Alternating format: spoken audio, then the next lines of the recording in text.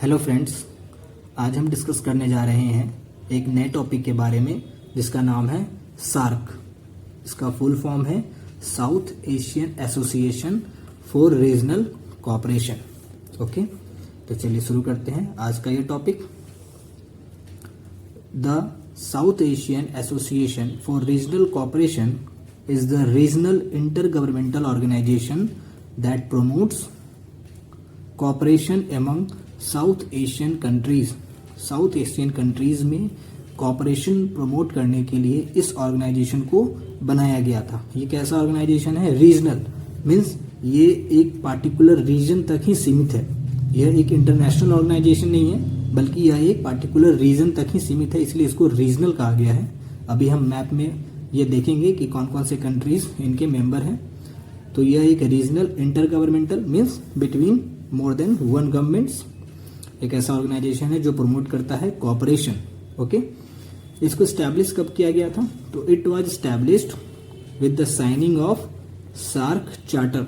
SAARC charter को sign किया गया था, एग्रीमेंट को साइन किया गया था इन ढाका, बांग्लादेश में ऑन 8 दिसंबर 1985। ढाका कहाँ है? बांग्लादेश में। ओके, तो इसको साइन किया गया था 8 दिसंबर 1985 को। अगर हम बात करें इसके सेक्रेटरीट के बारे में, तो इसका एक परमानेंट सेक्रेटरीट है जो कि लोकेटेड है काठमांडू, नेपाल में, जहां से ऑफिशियल जो वर्क्स है वो कैरी आउट की जाती है। ओके, बट इसको एस्टैब्लिश किया गया था ढाका में सार्क चार्टर को साइन करके। ओके, कब? 8 दिसंबर 1985 को। ओके, अब हम इसके मेंबर कंट्रीज के बारे में जान लेते हैं कि कितने मेंबर्स इसके पार्टिसिपेंट्स हैं।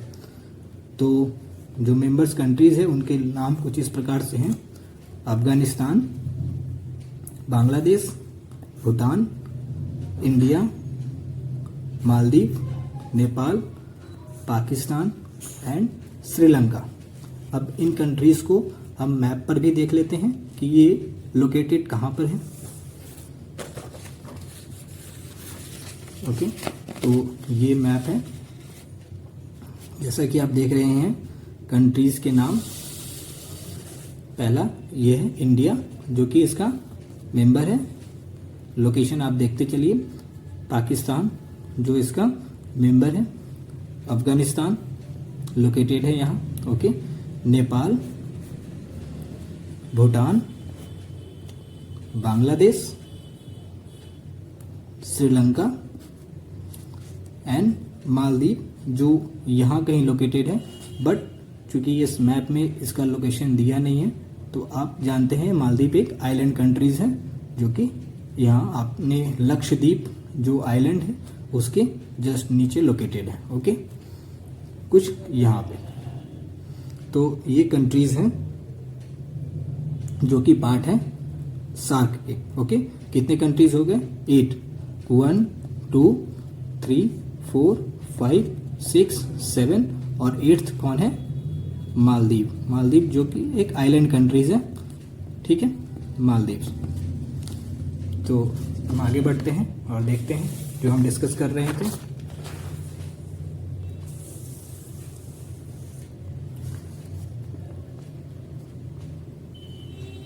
अगर हम बात करें तो सार्क जो है वो कंप्राइज करता है around 21% of world population. Means world population के 21% जो हिस्सा है वो किस कंट्रीज में है? सार्क के कंट्रीज में है। ओके, पूरे वर्ल्ड पॉपुलेशन का 21% जो पॉपुलेशन है वो सार्क कंट्रीज में है, और यह जो है ग्लोबल इकोनॉमी का 6% इस कंट्री के पास में है। ओके, एक नोट करने की बात यह है कि अफगानिस्तान जो है वह 8th मेंबर बना 2007 में। इट मीन्स कि originally there were only 7 countries, और अफगानिस्तान जो है लेटेस्ट इन 2007 में एज 8th मेंबर ज्वाइन किया। ओके, तो originally there were only 7 countries जो इसके पार्टिसिपेंट्स थे। ओके, तो ये बेसिक इंट्रोडक्शन था। अब हम कुछ और चीजें समझते हैं सार्क के बारे में।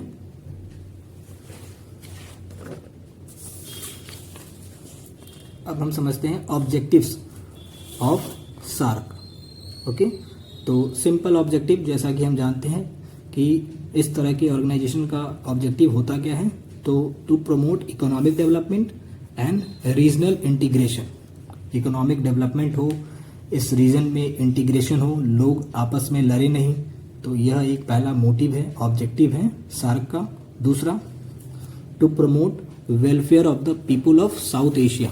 साउथ एशिया के लोगों का वेलफेयर हो, उनके क्वालिटी ऑफ लाइफ इम्प्रूव हो और म्यूचुअल ट्रस्ट डेवलप हो। ओके, म्यूचुअल ट्रस्ट डेवलप होना बहुत ज़रूरी है, अदरवाइज जैसा कि हम जानते हैं without it any organization would not become successful.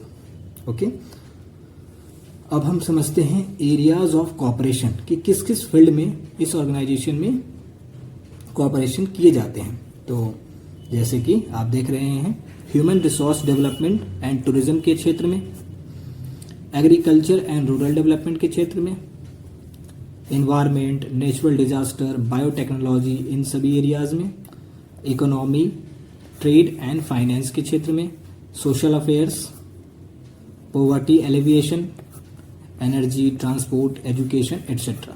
तो इन सभी एरियाज में हम कोऑपरेट करते हैं in the forum of SAARC. Okay, अब हम कुछ इनिशिएटिव समझते हैं जो सार्क ने लिए हैं, कुछ इंपॉर्टेंट इनिशिएटिव्स, अदरवाइज इनिशिएटिव्स तो बहुत सारे हैं, बट हम कुछ इंपॉर्टेंट इनिशिएटिव्स को ही पढ़ेंगे जो हमें एग्जाम के लिए इंपॉर्टेंट लगे। ओके, तो पहला है साफ्टा। इसका फुल फॉर्म है south Asian free trade area. South Asian free trade area, जो कि इसका एक फुल फॉर्म है। ये क्या है, ये 2004 में साइन किया हुआ एक एग्रीमेंट है जो क्या एम करता है, at improving trade and economic cooperation.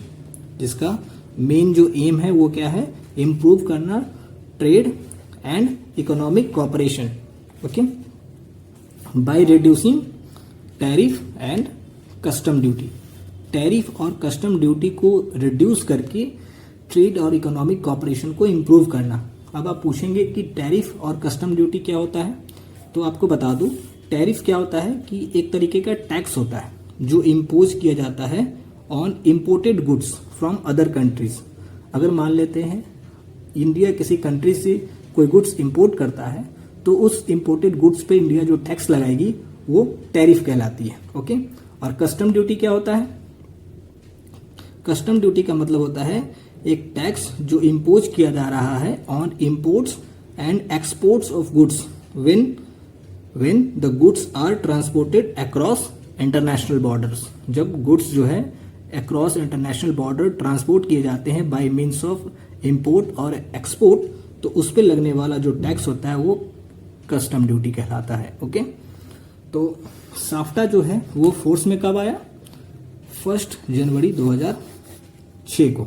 Okay, एक और इम्पॉर्टेंट जो इनिशिएटिव है जो सार्क मेंबर्स ने इनिशिएट किया था, उसका नाम है सार्क प्रेफरेंशियल ट्रेडिंग अरेंजमेंट, जिसको शॉर्ट फॉर्म में साफ्टा कहते हैं। ठीक है, ये साइन किया गया था अप्रैल 1993 को, और ये फोर्स में कब आया, दिसंबर 1995 को।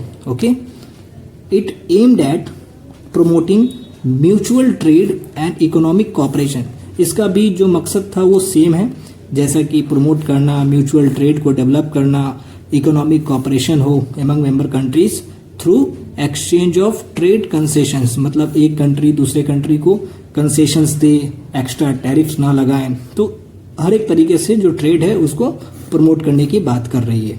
ओके, तो ये 2 मेजर इनिशिएटिव्स हैं जो लिए गए हैं सार्क के द्वारा। अब कुछ और बातें समझते हैं। ठीक है,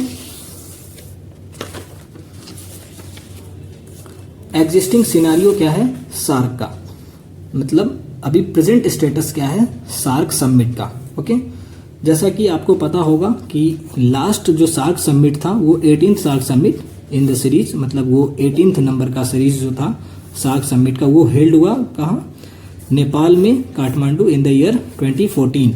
ओके, इसके बाद जो नेक्स्ट समिट होने वाला था, नेक्स्ट समिट जो कि 19th समिट होने वाला था, वो schedule to be held in Pakistan में होने वाला था नवंबर 2016 को।